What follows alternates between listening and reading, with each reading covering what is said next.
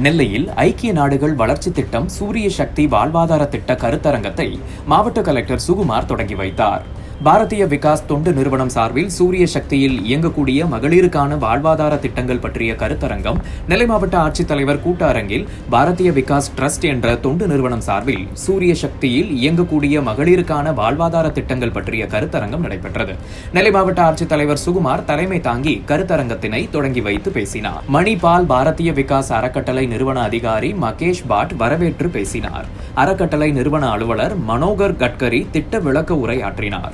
நெல்லை மாவட்ட ஊரக வளர்ச்சி முகமை திட்ட இயக்குனர் சரவணன் முன்னிலை வகித்தார்.